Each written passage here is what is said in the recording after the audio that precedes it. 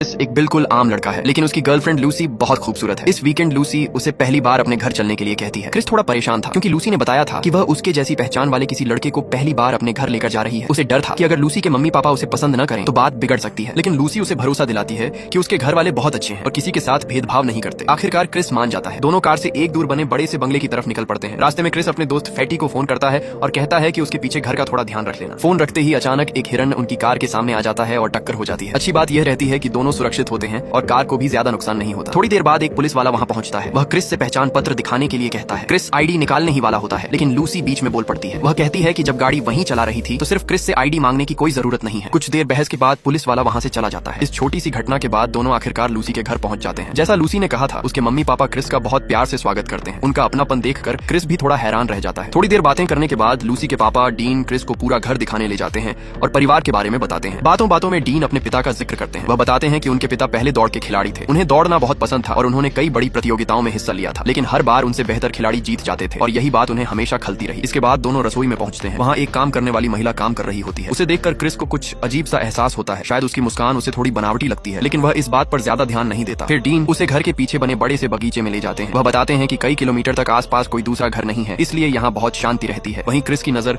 एक और काम करने वाले व्यक्ति पर पड़ती है। डीन तुरंत बताते हैं कि ये दोनों लोग कई सालों से उनके परिवार के साथ हैं और अब परिवार का ही हिस्सा बन चुके हैं, इसलिए वे आज भी यहीं रहते हैं। डीन की बात सुनकर क्रिस के मन का शक भी दूर हो जाता है। घर घूमने के बाद सब लोग साथ बैठकर चाय पीते हैं। इसी दौरान लूसी की माँ मिसी क्रिस के परिवार के बारे में पूछती हैं। क्रिस सच सच बता देता है कि उसके पिता उसे बचपन में ही छोड़कर चले गए थे और जब वह सिर्फ 10 साल का था तब उसकी माँ की एक सड़क हादसे में मौत हो गई थी। ये सुनकर माहौल थोड़ा भावुक हो जाता है, इसलिए बात तुरंत बदल दी जाती है। इसी बीच मिसी की नजर क्रिस के कांपते हुए हाथों पर पड़ती है। डीन समझ जाते हैं कि उसे सिगरेट पीने की आदत है। वह उसे धूम्रपान के नुकसान बताते हैं और कहते हैं कि अगर वह चाहे तो मिसी उसकी यह आदत छुड़ाने में मदद कर सकती है। डीन बताते हैं कि मिसी एक मनोवैज्ञानिक है और लोगों की बुरी आदतें छुड़ाने के लिए हिप्नोसिस का इस्तेमाल करती है। यह सुनकर क्रिस को थोड़ा अजीब लगता है, इसलिए वह विनम्रता से मना कर देता है। डीन भी बात को वहीं खत्म कर देते हैं और माहौल हल्का करने के लिए बताते हैं कि अगले दिन उनके घर एक छोटी सी फैमिली गेट टुगेदर होने वाली है। वह कहते हैं कि उनके दादा के जाने के बाद से हर साल रिश्तेदार और पुराने दोस्त एक बार यहाँ जरूर इकट्ठा होते हैं। अचानक उस काम करने वाली महिला का चेहरा बिल्कुल बदल जाता है। वह कुछ पल के लिए जैसे कहीं खो जाती है। तभी चाय तैयार हो जाती है और उसकी आवाज सुनकर उसे होश आता है। लूसी की बात सुनते ही वह जल्दी जल्दी वहाँ से चली जाती है, लेकिन उसके इस अजीब व्यवहार से पूरे घर का माहौल एकदम बदल जाता है। डीन और उनके परिवार के चेहरे पर भी हल्की घबराहट दिखाई देने लगती है। ये देखकर क्रिस को भी कुछ अजीब महसूस होता है। तभी लूसी का भाई घर वापस आ जाता है और माहौल थोड़ा सामान्य हो जाता है। रात को पूरा परिवार साथ बैठकर खाना खाता है। खाने के दौरान लूसी का भाई बार बार क्रिस से खेलों के बारे में सवाल पूछता है। फिर वह मजाक मजाक में उसे अपने साथ ताकत आजमाने के लिए भी कहने लगता है। जब उसकी माँ उसे रोकती है तब जाकर वह शांत होता है, लेकिन उसका अजीब व्यवहार देखकर क्रिस फिर से सोच में पड़ जाता है। हालांकि रात में लूसी उसके साथ होती है और काफी देर तक उससे बातें करके उसका मन हल्का कर देती है। कुछ समय के लिए क्रिस उन अजीब घटनाओं को भूल जाता है, लेकिन देर रात भी उसे नींद नहीं आती। बेचैनी दूर करने के लिए वह कमरे से बाहर ताजी हवा लेने निकल जाता है। वह जैसे ही सिगरेट जलाने वाला होता है तभी उसे दूर से कोई बहुत तेज रफ्तार में उसकी तरफ दौड़ता हुआ दिखाई देता है। पास आने पर वह देखता है कि वही व्यक्ति है जिसे उसने दिन में बगीचे में देखा था। क्रिस अभी इस बात को समझ भी नहीं पाता कि तभी उसकी नजर दूसरी तरफ पड़ती है। घर में काम करने वाली महिला अकेली खड़ी आईने में मुस्कुरा मुस्कुरा कर खुद को देख रही होती है। उसका यह अजीब व्यवहार देखकर क्रिस और भी ज्यादा उलझ जाता है। घबराकर वह वापस अपने कमरे की तरफ जाने लगता है। तभी लूसी की माँ उसे आवाज देकर नीचे बुला लेती है। शिष्टाचार की वजह से क्रिस मना नहीं कर पाता और उनके सामने बैठ जाता है, लेकिन इसके बाद जो होता है वह और भी अजीब होता है। लूसी की माँ अपने चम्मच से बार बार चाय के कप को हल्के हल्के बजाने लगती है। उस समय क्रिस को बिल्कुल भी अंदाजा नहीं होता कि धीरे धीरे उसका ध्यान उसी आवाज में फंसता जा रहा है। फिर वह उसकी माँ का जिक्र छेड़ देती है। क्रिस उस दर्दनाक याद को दोबारा याद नहीं करना चाहता था। वह उस हादसे के बारे में बात करने से बचने की कोशिश करता है, लेकिन उसकी आंखों में दर्द साफ दिखाई देने लगता है। जब उन्हें सही मौका लगता है तो वह आखिरी बात कहती हैं, अब तुम अपने कमरे में वापस नहीं जा पाओगे। इतना सुनते ही क्रिस को ऐसा महसूस होता है जैसे उसके शरीर पर उसका अपना काबू ही नहीं रहा। उसे लगता है कि वह लगातार नीचे गिरता जा रहा है। वह पूरी ताकत से बाहर निकलने की कोशिश करता है, लेकिन जैसे कोई रास्ता ही नहीं बचता। उसी पल वह घबराकर अचानक जाग जाता है। आंख खुलते ही वह चारों तरफ देखता है। सब कुछ पहले जैसा था। उसे लगता है कि शायद ये सिर्फ एक डरावना सपना था। वह अपना फोन चार्ज पर लगाता है